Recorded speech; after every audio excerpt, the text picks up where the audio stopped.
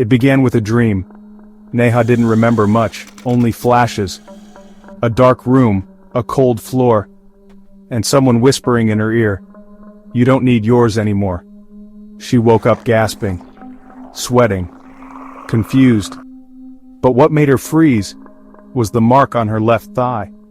A large birthmark, like a splash of ink. Except it wasn't hers. Neha had never had one. She stared at it in the mirror, rubbed it, scrubbed it. Nothing. It was part of her now, as real as her skin. She tried to brush it off as a dream hangover, stress maybe. But that night, the dreams came back. Same room, same voice. Except now, she wasn't alone. There was a woman in the corner, pale, silent, staring, and smiling like she knew a secret Neha didn't. The next morning, Neha found a scratch on her arm. Deep, fresh, bleeding slightly. She hadn't hurt herself. Hadn't bumped into anything. But the nail marks were unmistakable. Like someone, or something, had clawed at her in her sleep. She looked at her thigh again. The birthmark had grown. Neha went to a doctor. He seemed confused. "You said this appeared overnight?" She nodded. He frowned. "This mark, it looks exactly like one I saw during my internship, on a burn victim. She died 15 years ago." Neha laughed nervously. "That's not possible." But the doctor didn't laugh. He looked unsettled. That night Neha tried to stay awake. She drank coffee, left the lights on. But at some point, sleep took her. In the dream, she was on a table, strapped down. The woman stood over her, holding something sharp. "I gave you a piece of me," she whispered. "Now I'll take a piece of you." Neha screamed. When she woke, she was on the floor beside her bed. Her pillow was soaked in blood.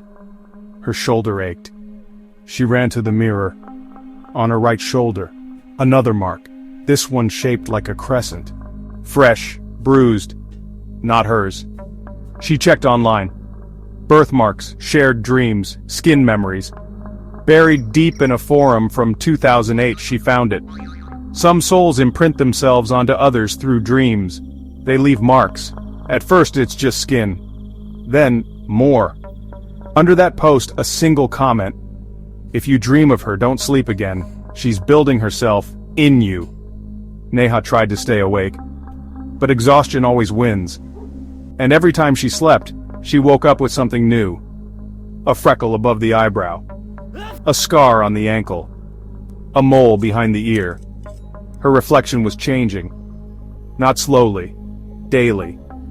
Becoming someone else. She started losing time. She'd black out at work. Forget hours of her day. Wake up in strange places, once in her car parked outside a cemetery. The woman in her dreams was speaking more now. Using Neha's voice. Wearing Neha's face. "You didn't want yours. But I did. So, I took it." By the end of the second week, Neha's own mother didn't recognize her on a video call. "Beta, what filter is this?" "No filter, Ma." Pause. "That's not your face." Neha went back to the doctor, desperate. He compared her old medical records. "Your fingerprints have changed." "What?" "Legally, biologically, you're not the same person anymore. The dreams won't stop. And now, when Neha sleeps, she dreams of herself, in the corner of the room, watching the woman live her life, wearing her skin, smiling. Neha's reflection doesn't blink at the same time anymore. Sometimes it moves on its own. Sometimes it speaks first. So if you ever wake up with a mark you don't remember, don't ignore it. It's not just a mark. It's an invitation. And someone's already moving in. The skin you wear might not be yours for long.